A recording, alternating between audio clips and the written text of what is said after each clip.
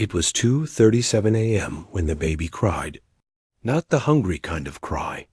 Not the soft whimper she'd learned to soothe with gentle hands and hushed lullabies. This one was sharp, sudden, desperate. A scream that echoed through the thin motel walls like a siren. A warning. Claire's eyes snapped open. Her heart was already racing before her mind caught up. She didn't need to look at the clock. She didn't need to wonder what had woken the baby. He had found them. She scooped Ava from the crib with one arm and grabbed the emergency bag with the other. The sound of tires crunching gravel outside the window pulled her body into action, all instinct now. She didn't check through the curtains. She didn't breathe.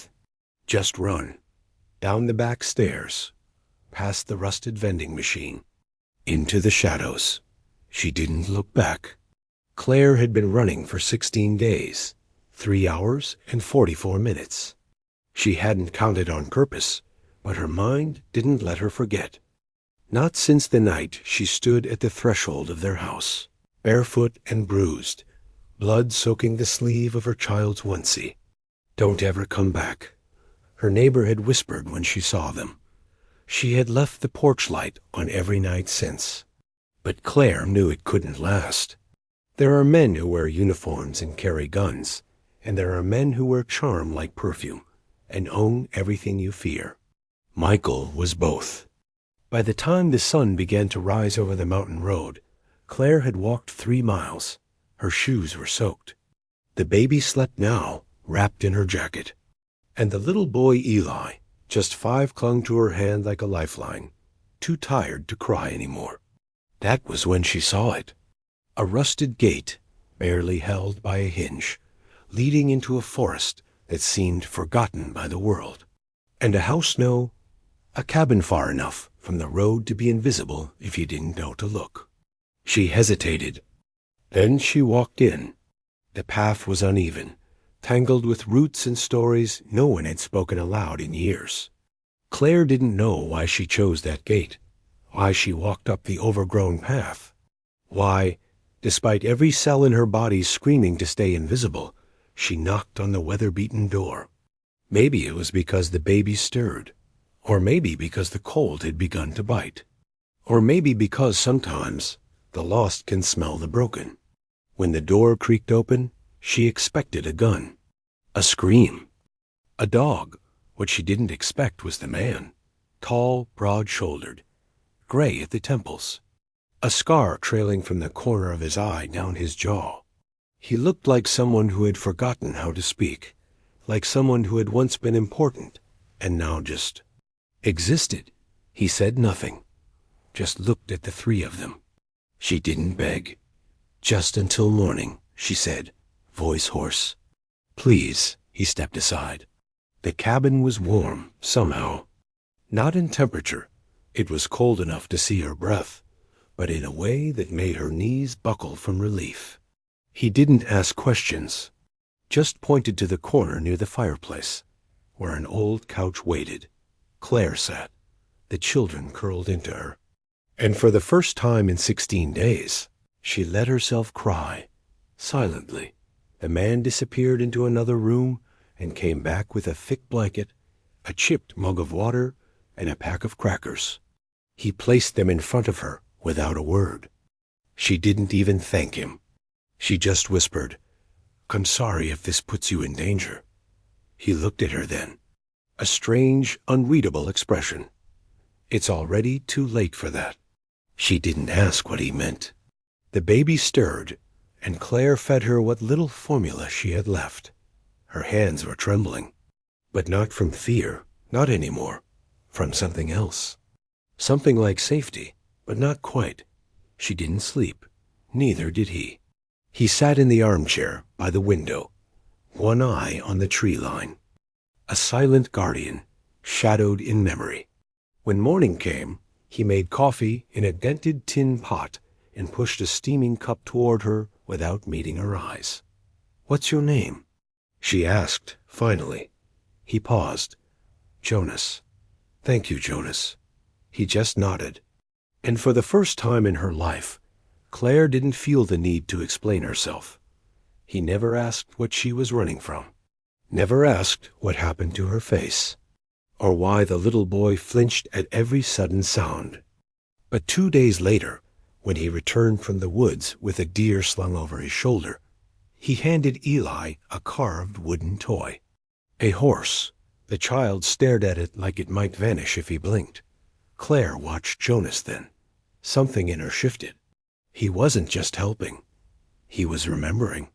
Jonas spoke little, but his silence wasn't cold. It was weighted. Like someone who had spent too many years speaking to the wrong people and now chose silence as a form of protection. Claire watched him from the couch while Ava slept on her chest and Eli napped in a ball at her side. She hadn't meant to stay more than a night, but Jonas hadn't asked them to leave. And something in his stillness made the air feel different, less like hiding and more like pausing. A breath between storms. On the third day, she offered to help cook. He nodded toward the kitchen and said only, "Whatever you find, you can use." There wasn't much. Cans without labels, a bag of rice, dried beans. Still, it was more than she'd had in weeks. She made a stew, and he said nothing, just ate in silence, only lifting his eyes once to watch her feed Ava with a tenderness that made his throat tighten. Later that night, as the fire cracked softly, Claire sat across from him and asked, "What did you do before this?" Jonas stared at the flames. "I kept powerful men alive." She blinked. Security? Something like that. He sipped from a chipped glass. Corporate extraction. Negotiations. Bodyguard. Cleaner. Claire didn't know what all of that meant, but she knew what he wasn't saying. He had been around the kind of men who break people and bury the pieces in silence. Men like Michael. "What happened?" she asked quietly. He didn't answer. Instead, he stood and threw another log on the fire. That night, Claire dreamt of glass ceilings shattering, of elevators falling, of blood on a marble floor. When she woke, Jonas was gone. Panic clawed up her chest until she saw the fire still burning. A note on the table scrawled in heavy black ink. "Back before noon. Stay quiet." The fear never really left. It lived in her now, low and pulsing. But in this cabin, it felt manageable, held. He came back with a new can of formula, diapers, and 2 pairs of tiny socks. Claire stared at the bag. "You went into town?"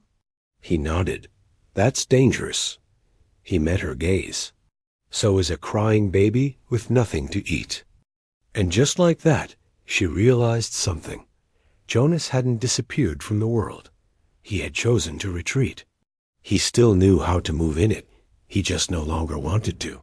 That night, Eli crawled into Jonas's lap and asked him if he used to have kids. Jonas didn't flinch. He just stared at the boy, his arms stiff. "No," he said softly, "but there was someone I was supposed to protect. I didn't. She was 6.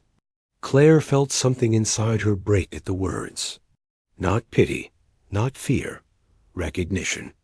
They didn't speak of it again. But the next day, Jonas carved another wooden animal.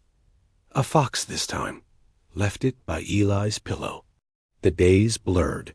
Claire began to laugh again. Soft, quiet laughs that surprised even her. Jonas started cooking. Simple things, but enough. Sometimes he would hum old jazz, maybe. She couldn't tell. The children began to heal in small ways. Ava stopped clenching her fists in her sleep. Eli no longer screamed during nightmares. Claire would find him sitting at the window some mornings, watching Jonas chop wood like he was learning how safety looked in real life. One afternoon, while Jonas was fixing the hinge on the back door, Claire finally said it. He's a politician now. Has his name on schools and parks. But at home, he's... She couldn't finish. Jonas stood, wiped his hands on a rag, and looked at her. I've met 100 like him, he said. They don't stop because they're exposed. They stop because they're afraid. She nodded. I don't want to run anymore." He looked at her for a long time. "Then we don't." That night they planned not to fight, not to retaliate, just to reclaim. Jonas taught her how to recognize a tail, how to check for bugs on a phone, how to listen for patterns in silence. He showed her where he kept the old satellite phone, the emergency radio, a hidden bag with burner IDs and cash. Claire didn't ask why he had them. She already knew. The next week, Claire took the truck for the first time and drove into the town 10 miles away. Hair dyed, fake ID, sunglasses. She bought groceries and formula and asked about renting a PO box. No one looked twice. When she returned, Jonas handed her a single sheet of paper with coordinates. "What's this?" "Safe house. Colorado. Woman that rose me. You'll be safe." Claire stared at him. "You're sending us away?" "I'm giving you a choice." But she didn't want to choose yet. Not when this fragile life stitched together from ruin was starting to feel like something real. That night, after the kids were asleep, they sat on the porch. "I was a different man before," he said suddenly. "I thought money could clean blood. I thought silence was protection. And now, I think silence is just another kind of wound." Claire looked at him, her eyes damp. "You saved us, Jonas." He shook his head. "I didn't. You came to the door. You walked through." She didn't say anything after that, just sat with him. In the silence, in the safety. But peace never lasts for people like them. The truck was moved behind the cabin on the 6th night. Jonas saw the tire tracks at dawn, too fresh, too close. He didn't say anything to Claire immediately. He just walked the perimeter twice and pulled the satellite phone from under the floorboards. Claire was feeding Ava when he returned. "They were here?" she asked, reading the answer in his face. Jonas nodded. "Didn't come in. Just watched." Claire's breath caught. Her mind raced through every detail of the past week, every trip to town, every phone she'd touched. "Did I?" "No," Jonas interrupted gently. "This isn't your mistake. This is what happens when people like him get bored waiting." He opened the cabinet, pulled out a box Claire hadn't seen before. Inside was a pistol, a field radio, and a folded document that looked like a birth certificate. But the name on it wasn't his. She didn't ask. Jonas checked the windows, boarded 2 of them with quiet precision, and then sat across from her. "You still have that choice," he said. Claire shook her head. "Running again won't stop him. He'll just follow, forever." Jonas stared at her. "So we changed the story." She didn't understand. Not at first. But as the hours passed and the sky turned slate gray, she began to feel it like something old was about to end. She tucked Ava against her chest, held Eli close, and waited. That night, Jonas taught her how to hold the gun. "Only if you must," he said. "Only if there's no other way." She didn't want to touch it, but her fingers didn't tremble. Not anymore. Jonas left the front light off and moved the truck deeper into the woods, covering it with a tarp.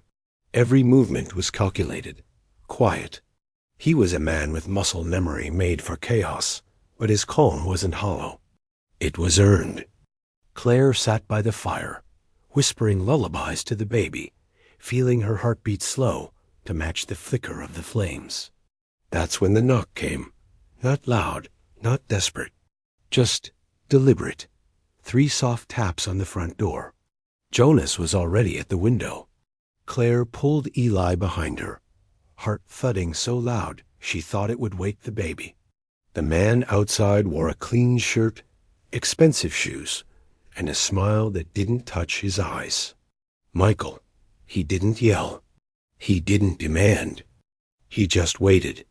Jonas opened the door slowly, the pistol behind his back. Michael tilted his head. "You must be the mountain man." Jonas didn't speak. "I'm just here for what's mine," Michael continued. "No need for drama. She comes out We leave, no questions. I'll even let you keep your trees. Jonas stepped forward. She's not yours. Michael's smile slipped. Everything in her life was mine.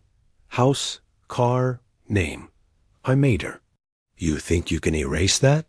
No, Jonas said quietly. But she already did. Michael's jaw clenched. You have no idea who you're dealing with. Jonas looked past him, into the woods. Neither do you. And then, as if on cue, headlights flashed in the distance. Not just one. 3, coming fast. Claire stepped out onto the porch, the pistol in her shaking hands. Michael saw her and smiled wider. There she is. Look at you. Playing survivor. But Claire didn't flinch. You taught me well, she said. How to disappear. How to lie. How to live with fear. He stepped closer. And now what? You're going to shoot me? In front of your kids? No, she whispered. But I'll never run again. Behind him, tires screeched. One of the SUVs slid to a stop. Men got out too clean, too calm to be local. Jonas stepped beside her. Inside? No. Claire hesitated, then obeyed. Jonas didn't move. Michael looked amused. You're not going to win, old man. I don't need to, Jonas said. I just need to end it. And with that, he stepped off the porch. The next minutes were a blur of movement, sound, and memory. Claire held her children close as shouts rang out, as boots crunched on gravel, as the scent of smoke drifted through the broken boards. She heard Jonas's voice, once low and firm.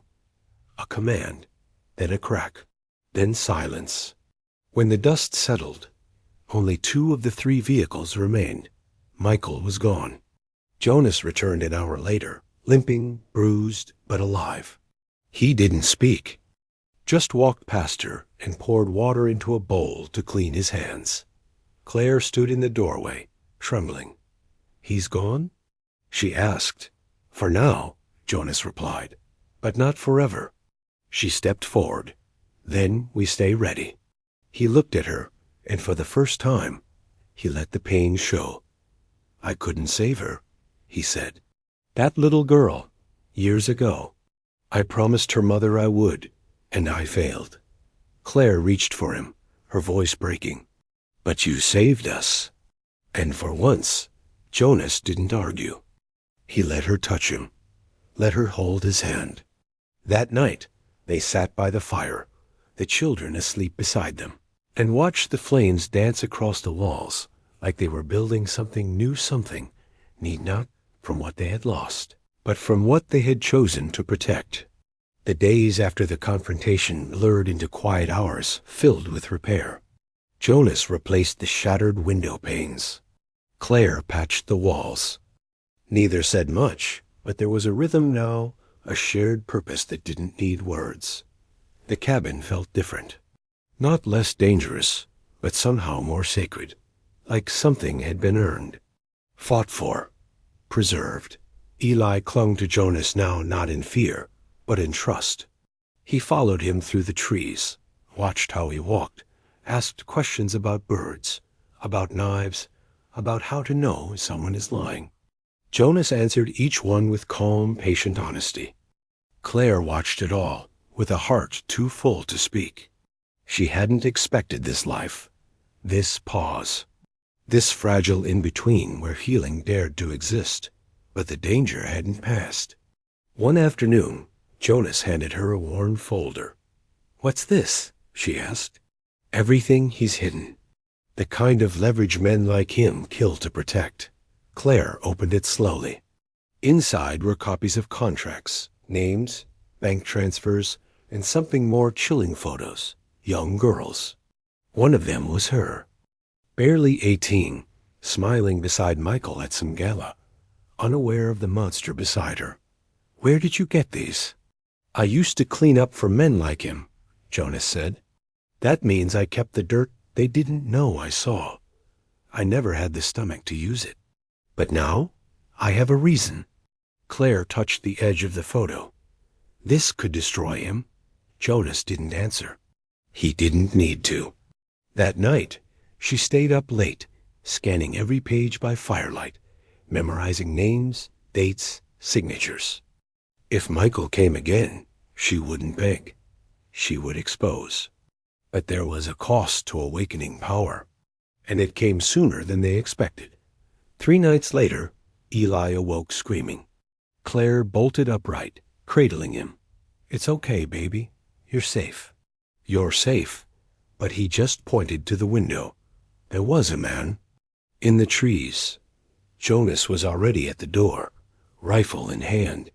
He disappeared into the woods like a shadow. Claire waited, heart pounding, until he returned. He said nothing, but she saw the blood on his knuckles. "No more hiding," he said softly. In the days that followed, Jonas made Carlsberg phones old favors. People who owed him, some who feared him. Claire didn't know their names. She didn't need to. She just knew something was happening. The plan began to form in the silence between them. Claire would go to the safe house in Colorado, but not as a refugee, as a witness, as someone ready to take everything Michael had built and rip it apart from the inside. "But if we do this," Jonas warned, "you'll never be anonymous again." "I don't want to disappear," she said. "I want to exist." Loudly, Jonas nodded. One morning, while packing essentials, Claire found an old photograph on the top shelf of a cabinet. Dusty, curled at the edges. It showed a younger Jonas clean-shaven, in a suit, standing beside a smiling woman and a little girl. She knew who they were before he said anything. "I left for work," Jonas whispered behind her. "Just one day. One day I wasn't there. And his voice broke.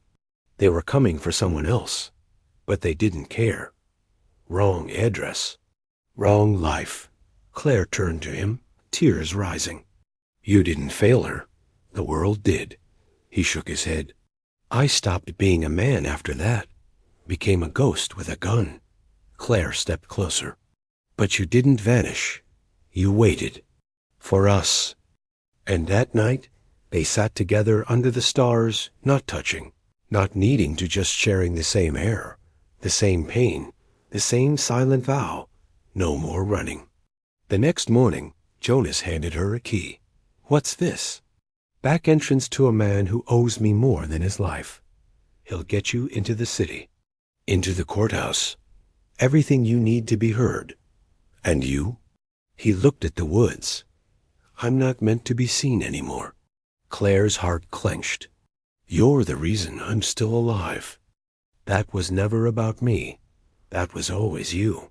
She stepped closer, her voice shaking. "Come with us."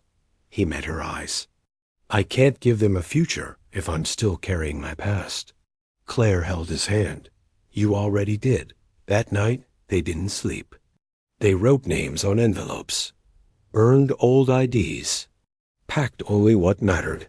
And when dawn came, they walked to the edge of the road, the children asleep in the back seat of the truck, and said goodbye. But just as Claire turned the key in the ignition, Jonas placed a flash drive in her palm. "If you ever need to disappear again," he said, "this will help you do it on your terms." She nodded, unable to speak. Then she reached up and touched his cheek. "You gave us more than safety. You gave us a way back to ourselves." And with that, she drove away.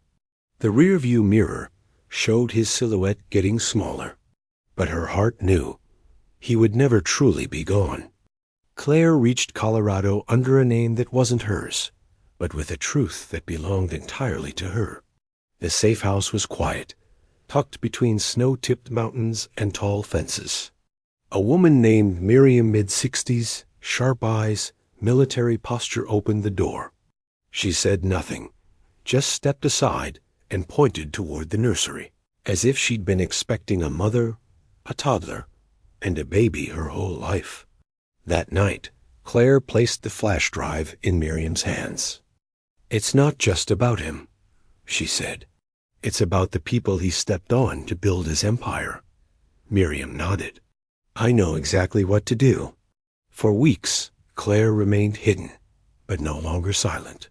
She gave statements under oath, sent files through encrypted channels, faced lawyers in dark suits who tried to rattle her with timelines and questions like knives.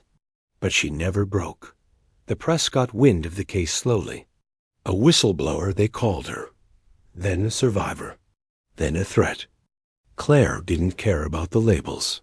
What mattered was the ripple, the way Michael's name began to erode in headlines, the way funders pulled out, the way his face disappeared from billboards and campaign flyers.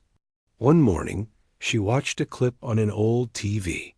Michael, red-faced, exiting a courthouse with a dozen microphones in his face. No smile this time. No tailored charm. Just sweat, rage, and the beginning of a fall he never thought possible. Claire exhaled like she hadn't in years. But justice was slow and dangerous. She knew better than to believe in clean endings. So when the knock came at midnight, again deliberate, again quiet, she didn't freeze. She stood. Miriam already had a shotgun in her hands. Through the peephole stood a man in a hat pulled low, coat dusted with road dirt. Jonas. Claire opened the door and for a second forgot how to breathe. "I told you to go live," he said softly. "I did," she whispered. "But nothing about this feels real unless you're in it." He stepped inside, removing the coat. His beard was thicker, a new scar above his brow. But his eyes, they held peace now. A stillness not born from retreat, but from release. He knelt beside Eli, now asleep in a blanket fort made from 2 chairs. "He won't remember all of it," Jonas said. "But he'll remember enough." Claire sat beside him. "He still sleeps with the fox." They talked until sunrise. About what was next. About what home could look like when it wasn't made of hiding. Weeks later, Michael was indicted. Fraud, coercion, evidence tampering, abuse. Claire watched the trial from a distance her face never shone. Her testimony submitted in full. Other women came forward, names she hadn't known, faces that blurred with hers. One by one, the illusion fell apart. Michael's empire didn't collapse in fire. It crumbled in silence, just like the pain he once used to control. And when the verdict came guilty on all counts, Claire didn't cheer. She just wept, quietly, with Jonas's hand in hers, not for revenge, but for the girl she used to be, the one who thought no one would ever believe her, the one who stayed because she thought she had to. Now that girl was gone, and in her place stood a mother who had fought and bled and loved her children out of fear, then into hope. They didn't go back to the cabin. Instead, they bought a small piece of land outside Durango. Wildflowers grew at the edge of the yard. A porch with uneven steps. A garden planted with shaking hands and soft music. Jonas built birdhouses with Eli. Read stories to Ava with his gravel voice that turned gentle by the 3rd page. He never spoke of the past unless asked. But sometimes, when the wind howled through the trees, he would place his hand over the photograph on the mantel and whisper a name no one else knew. Claire began painting again, not professionally, not for display, just canvases filled with color, with motion, with everything that had ever been locked inside. And when she opened her own nonprofit, Second Gate, she called it dedicated to helping women escape men like Michael. She knew it wasn't about fixing everything. It was about making sure no one walked alone. One spring morning, Eli stood beside Jonas in the field, watching deer graze in the distance. "Do bad men always lose?" he asked. Jonas crouched down beside him. "No," he said. "But good people don't stop fighting. That's the difference." Eli nodded like he understood. Claire watched from the porch. Ava curled in her lap, sunlight kissing their cheeks. There were still nights when fear returned. Still days when the mail carried veiled threats or legal noise from Michael's dwindling empire. But the weight didn't own her anymore. She wasn't just a survivor. She wasn't just a mother. She was proof that broken things could be rebuilt. That safety could grow from ruin. That strangers could become family not through blood, but through choice. And Jonas, the man who had once lived in the shadows of regret, now laughed. Not often, not loudly, but fully. He smiled without flinching, held a child without looking over his shoulder. And when he stood beside Claire, arms around her waist as they watched the children race through the field, it was clear they hadn't just escaped. They had become a home, a story, a truth that could not be taken. And that was enough.